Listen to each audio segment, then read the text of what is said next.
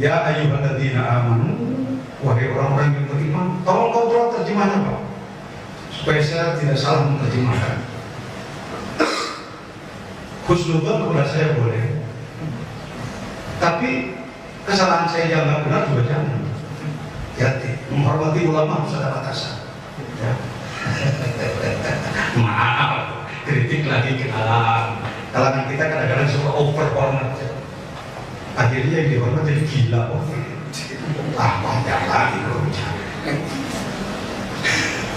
Ya ibaratnya wahai orang-orang yang yakni orang yang sudah bersyahadat, menyatakan tiada Tuhan selain Allah, Nabi Muhammad Rasulullah. Ulkuru Allah, ulkurullah, berzikirlah kamu sekalian kepada Allah. Jumlahnya berapa ya Allah kau perintahkan kami berzikir? Zikran katsira, dengan zikir yang sebanyak.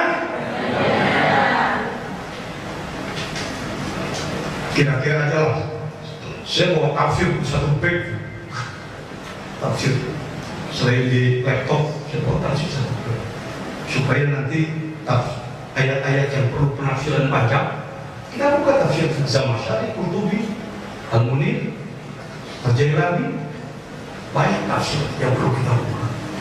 Baik. Zikran katsira itu kira-kira aja lah, mohon izin kepada Allah, kami akan mencoba mengangkat angka. Kira-kira bapak-bapak zikir banyak itu sehari semalam berapa sih? Tidak apa-apa, tidak ada jawaban. Ya, pada sholat berapa sih? Bagi yang dari TGM biasa 165 la ilaha illallah. Iya, tengah malamnya berapa sih? Baik, silakan.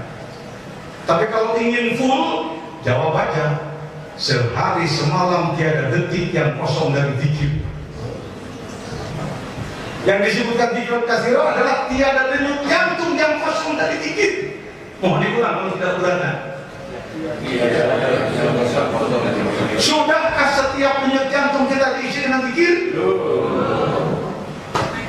Sudahkah seluruh umat Islam Indonesia yang jumlahnya kurang lebih 200 juta, potong yang belum balik 100 juta, ambil aja 100 juta yang baliklah supaya lebih mudah. Apakah yang 100 juta yang sudah balik umat Islam di Indonesia denyut jantungnya semuanya selalu diisi dengan zikir? Allahu Akbar. Ini persoalan itu.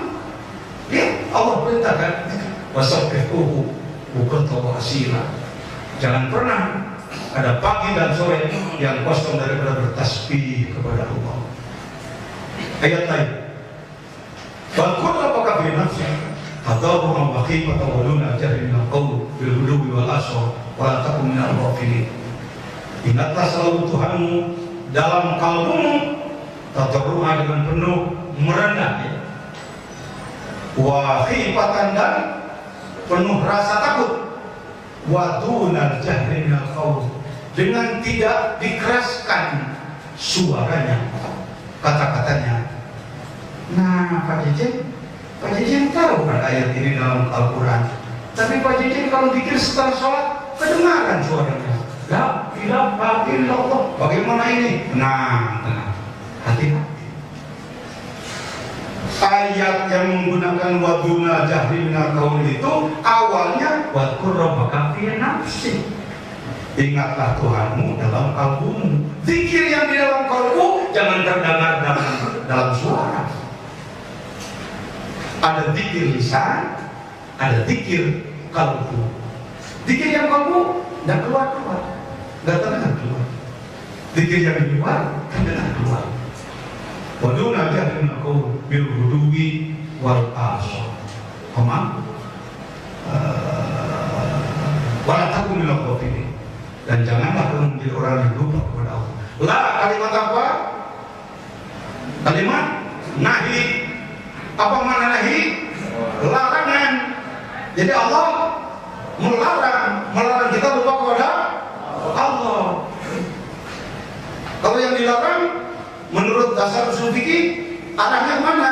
Haram. Ingat kepada Allah, jangan dianggap sunnah, saudara. Ini lagi kekeliruan negeri tercina. Ya, dikir mau ikut boleh, dan juga apa.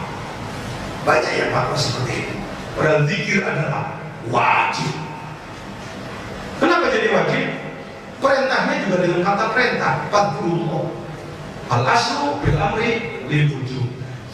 Yang mana yang wajib ini? Yang wajib adalah kalau zikir mengarah kepada pembersihan qalbu.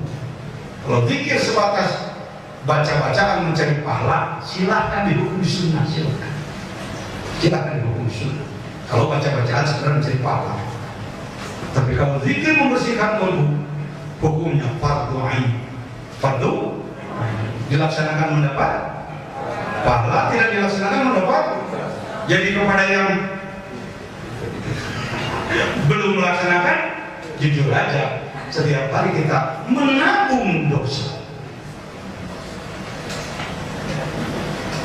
Lanjut.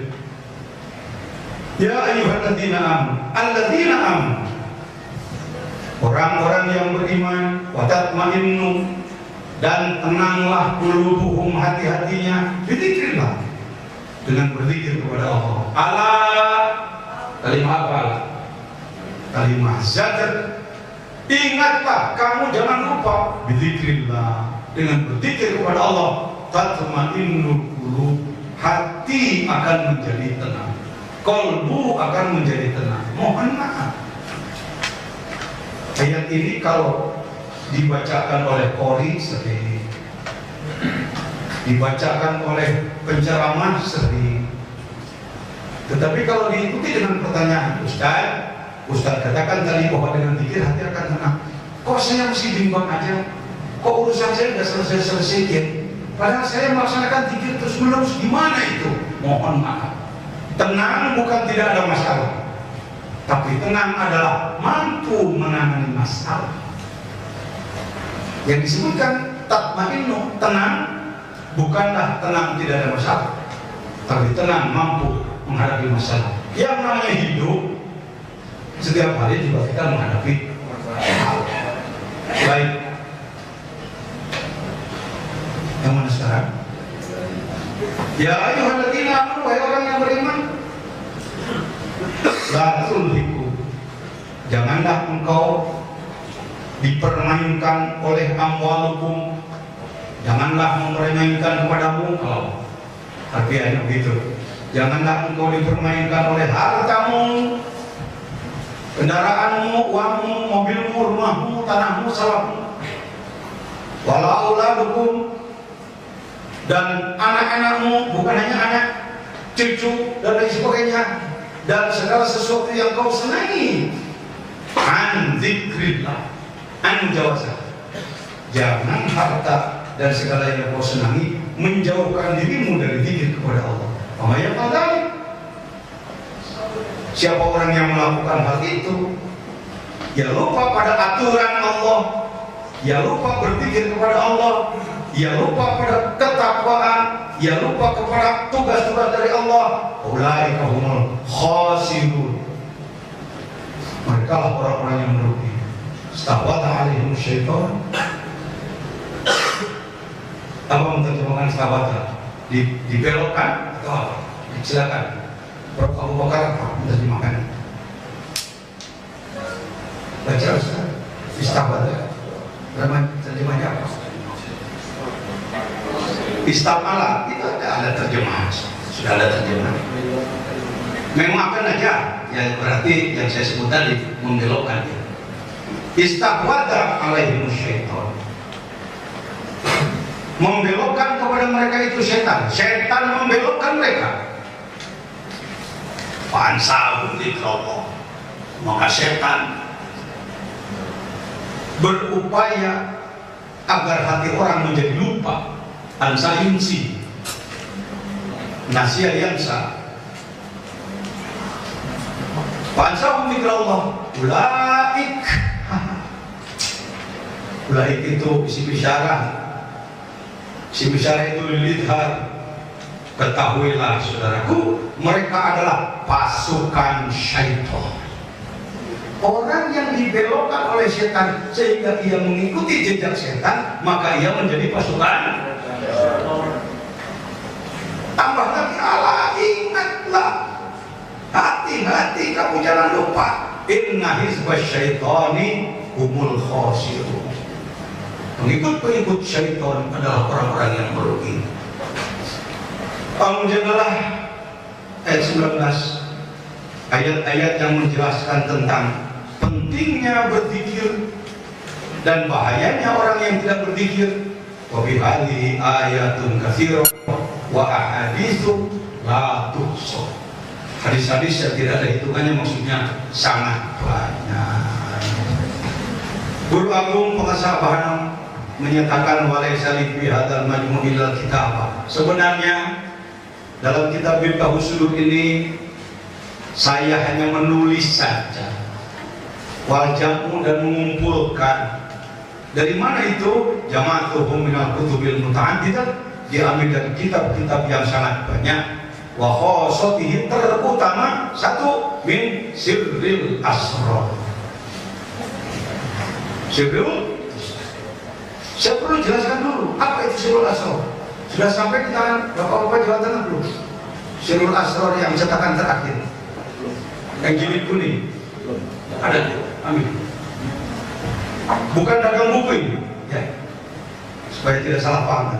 Yang disebutkan sirrul asrar adalah kitab kecil berada di pinggirnya kitab Al-Bunyah di Tonbil Haq. Itu cetakan Baghdad.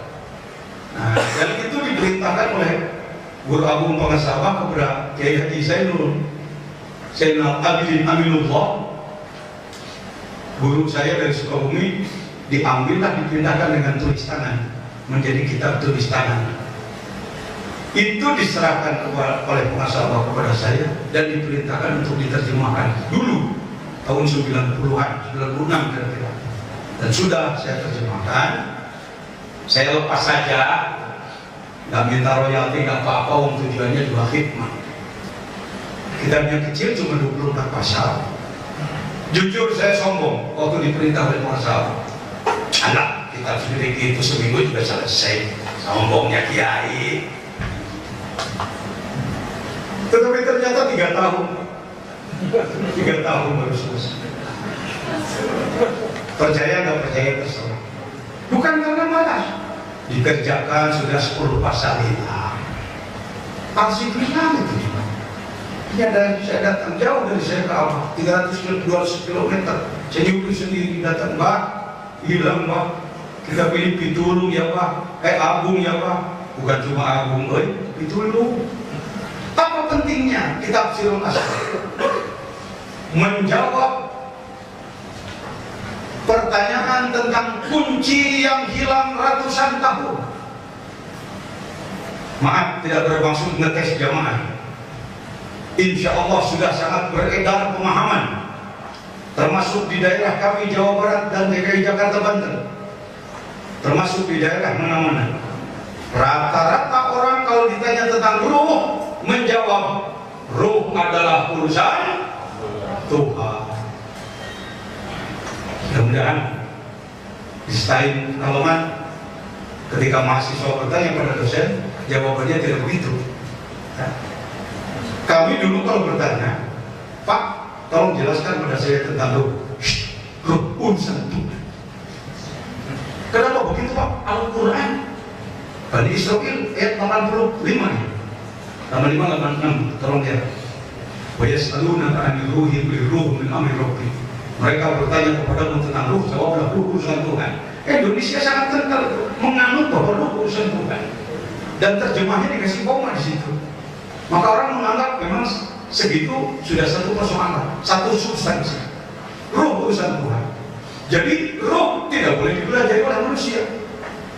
Kenapa di masjid orang sedikit, yang sakit jasadnya atau ruhnya? Masyarakat menjawab begitu.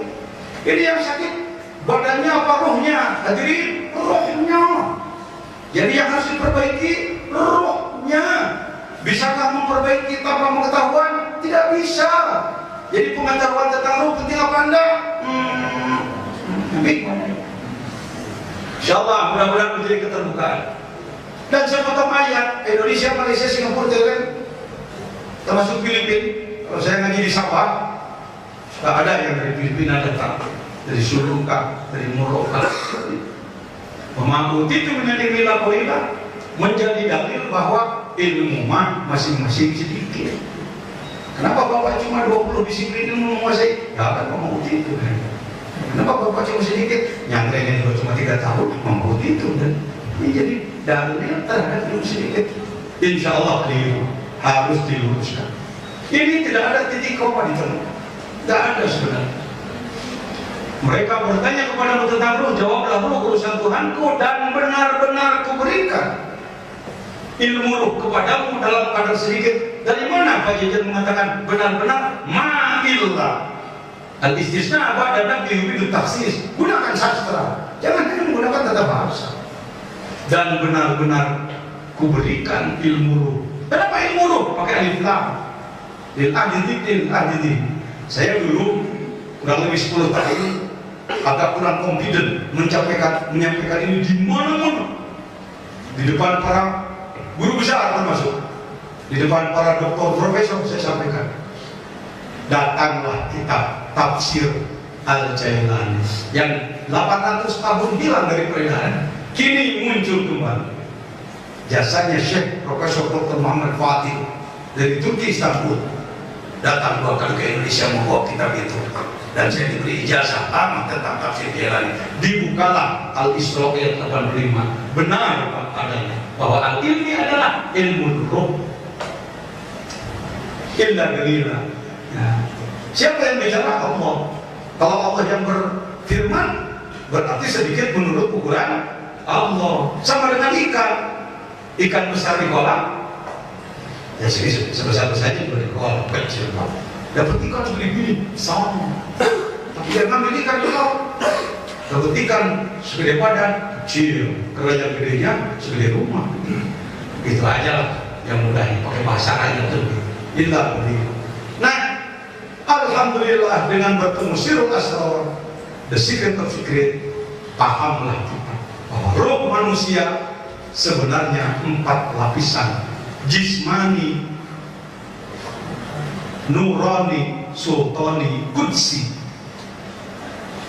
Kita terjebak bahwa Roh Kudus hanya berada di nomenklatur agama lain. Saya menyebutnya Rohul Qudsi. Alam adalah 4 lapis multi malakut jabarut lahu. Sedangkan wilayah tembusan kita juga adalah 4 lapis, dari mulai jasad, kolbu, dan apalagi jasad, kolbu, lalu yang disebutkan fuad, dan yang terakhir adalah sirri. Pahami betul 12 kalimat tadi. Ruhnya 4 lapis: jismani, nurani, sultani, qudsi. Alam yang 4 lapis: mulki, malakut, jabarut, lahut. Sedangkan apalagi lapisan jasad kita juga adalah 4 lapis: jasad badan, kolbu, hajis bainal haramain, dan apa itu fuad, dan sirri, 4 lapis. Itulah yang disebutkan innalillah wa inna ilaihi raji'un. Ratusan tahun innalillah jadi ayat kematian. Indonesia, negeriku tercinta. Kalau saya berdoa semoga hadirin yang hadir secepatnya innalillah. Tak ada Pak Yai, kami masih ingin hidup. Karena innalillah ayat kematian ratusan tahun. Keranda jenazah kaki pasti. Kalimatnya apa itu? Pasti innalillah wa inna ilaihi raji'un. Ini terkait dengan roh yang disebutkan innalillah. Kuat iman, rojiun adalah kembali kepada aturan Allah. Kembalikan roh yang paling dalam, al-qudsi, sewetipul mani, kembali kepada Allah sekarang, bukan nanti. Ya ayat Tuhan nafsul mutmainnah, irji'i, wahai orang yang mengolah nafsu sehingga nafsunya mencapai nafsul mutmainnah, cepatlah kau kembali kepada Allah. Karena itu sudah dibacakan di saat kita tahlil, maka dianggaplah ayat itu hanya khusus untuk tahlilan. Kembali, perbaiki lagi. Baik, itulah Sirul Asrar. Apalagi kita bicara Ustaz, walaupun yang itu lebih tarik hak, sudah lebih 900 tahun kitab ini saya di Indonesia kurang beredar. Alhamdulillah, saya berupaya terus mendongkrak kembali agar kitab-kitab ini muncul. Jami' Ushulil Awliya, termasuk kitab yang jarang dipelajari oleh santri, hanya orang-orang kiai khusus. Fazilatul Asrar, kitab Marifat sebenarnya. Tapi di tanah Jawa ini lebih menonjol sebagai kitab hikmat. Sebab yang diambil wafatnya, bukan ibadah dari bawahnya. Kalau ibadah dari bawahnya, tugas kita harus ibadah. Kalau wafat kan jadi uang. Qalaidul Jawahir, Fathul Arifin, Tanwirul Qulub, Buyutatur Rabbani, Minahus Saniyah, dan selainnya. Dari kitab-kitab ulama yang sangat mendalam, para ulama arifin dan ahli-ahli ilmu yang ahli marifat, ada Allah manfaatkan. Semoga kitab ini bermanfaat, dikulli makan bersamaan setiap tempat dan waktu, dan Allah memberikan pertolongan dengan syafaat Nabi Muhammad SAW, bagindanya semua nabi, semua manusia dan jin, pemimpin semua manusia dan jin, dan karamatnya Sayyid Syekh Abdul Qadir Al-Jilani.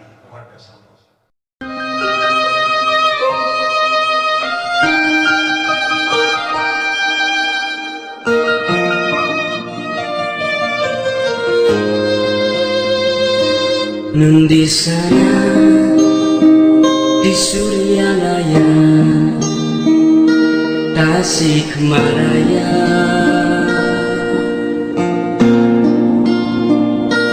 ada guru berhati suci, berakhlak mulia,